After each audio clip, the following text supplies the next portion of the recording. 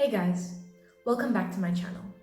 My name is Renisha Singh and I've decided to shift the focus of this week's video to a very serious topic that has affected and still is affecting each and every one of us, the coronavirus. As you know, I'm a huge fan of Dr. Mike and his medically informative videos. A few weeks ago, he made a video in which he interviewed over 100 doctors about the coronavirus, and in addition, he used this video as a means to raise donations for the CDC Foundation. I was greatly inspired by this video of his and thus set out to interview a number of South African doctors and frontline workers to get their feel on the state of the virus in South Africa at the moment. I decided to pose Dr. Mike's questions to them with the addition of an extra question directed specifically to medical interns. What do you think is not getting enough attention? The amount of change our healthcare system underwent has been enormous. From splitting our emergency centres into two to prevent cross-contamination, additional wards, referral pathways, more equipment, more ventilators, more staff, many new protocols. Even our resuscitation guidelines have changed. I definitely think the other essential service workers that are out there, people are so quick and easy to thank and praise doctors and nurses for putting their lives on the front line, but there are other people out there such as our cleaners, tellers at the shops, policemen that also deserve praise and attention. More attention needs to be paid to the economic fallout as well as the consequences of neglected health issues that this extended lockdown is definitely going to bring about. I'd say mental health. Our frontliners, mental health is being neglected. The working class are anxious, they're worried about job security. Our elderly are very lonely, their grandbabies can't come and visit them because of the lockdown. And I think let's not forget the children and adolescents. They're trapped at home. Yes, they're keeping safe, but they're also anxious and worried. Definitely, I would say we need more accommodation, places to self-isolate, to quarantine people, because that's posing us quite a difficult measure. And we are only at the beginning of the COVID pandemic. So definitely more accommodation sites. What does it mean to you to practice medicine right now? It means to be innovative in the way we manage our patients and to ensure that a cure for HIV is still a primary focus in South Africa. Wow, to practice medicine during this pandemic, it's such an honor for me to be able to hone in on my counseling and therapy skills without, having to rely on my smile and the physical touch. Now we're having to conduct therapy, in full PPE, especially for people who have tested positive.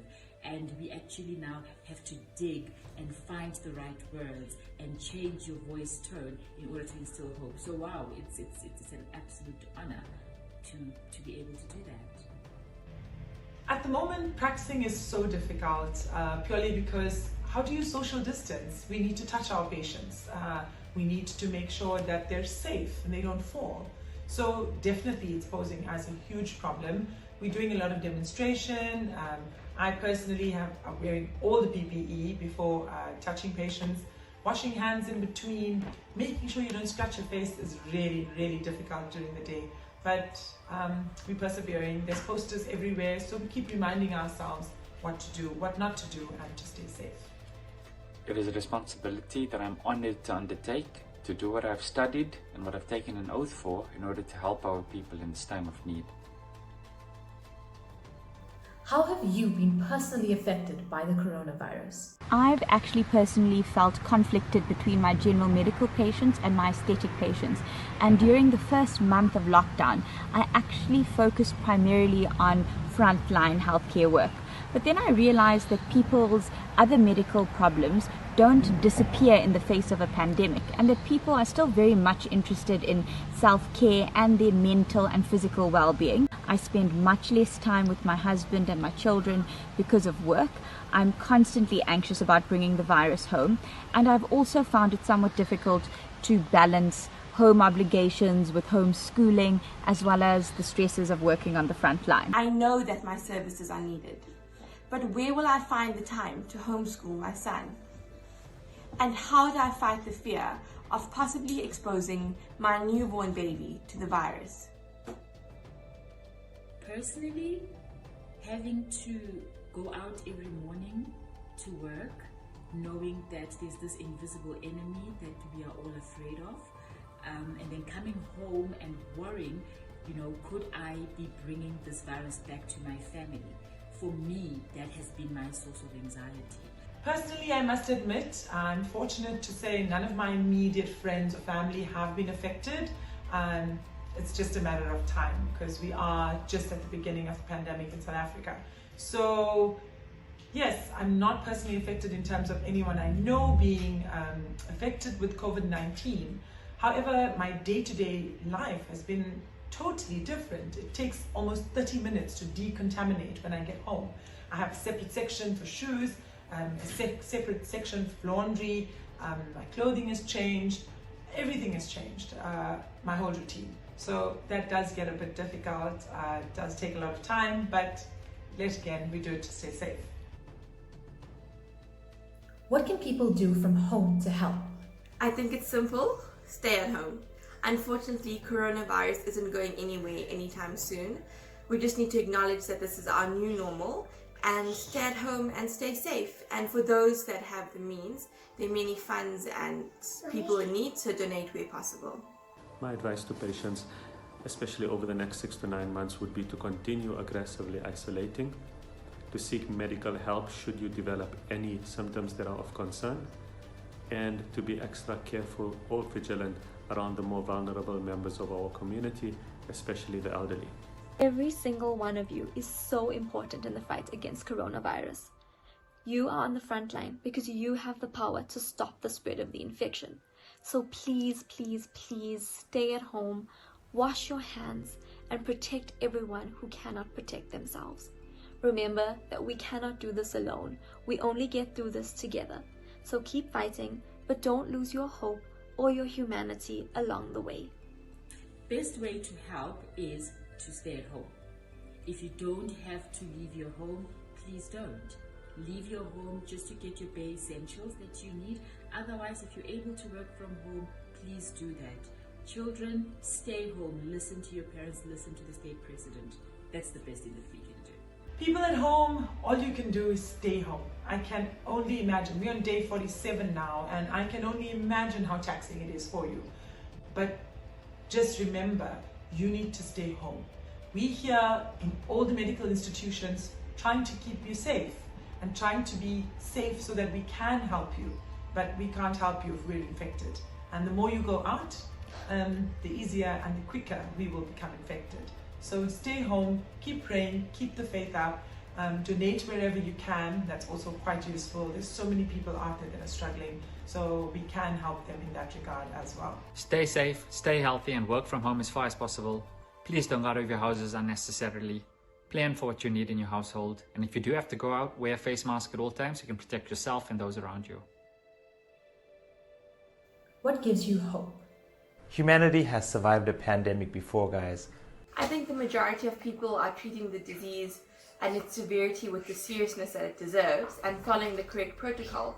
Nobody leaves the house without the mask. I mean, even my 3-year-old the other day told me not to kiss him because of coronavirus and sneezes and coughs into his elbow. So everyone knows the protocol to follow, and hopefully this can help us to flatten the curve. We've got a united international effort. Pharmaceutical companies, governments, universities, even individual organizations that are working towards finding a therapy or a vaccine against COVID-19.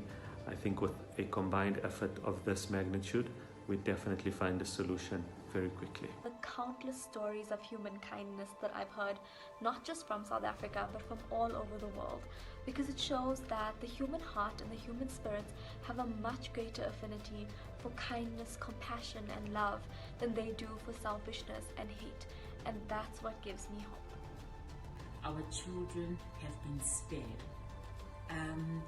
Some of my patients, when I consult with them, they say, yeah, doctor, this is it, this is the end of the world.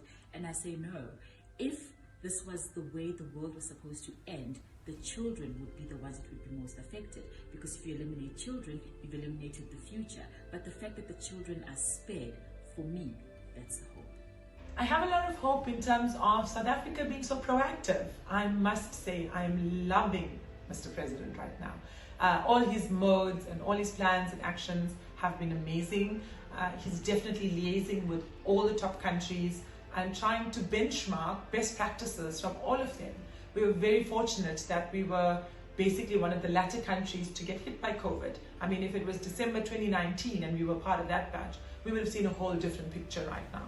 So it really gives me hope that South Africa is being so compliant. The citizens in general are being very compliant, and we need to give more focus to those that are being compliant, not just the few that are breaking the law. I think as soon as it hits home and they know somebody that's affected in terms of their family, definitely everybody will put the stop signs out and become more compliant. So I'm very hopeful that we are going to conquer this and the effects are not going to be as bad as other countries. Stay safe, guys. I'm hopeful as I've seen South Africans from all walks of life unite, embrace one another and work together for a greater good.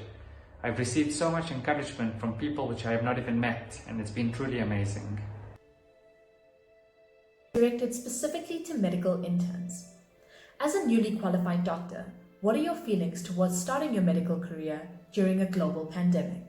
It is a bit of a shell shock, having started my medical career just over a year ago and being thrust into helping manage a global pandemic, especially in a third world country with limited resources and so much uncertainty surrounding the virus. But at the same time, I feel like the work that I do has never felt more worthwhile. It is overwhelming at times, but at the end of the day, this is our job, this is what we signed up for, and this is the oath that we took.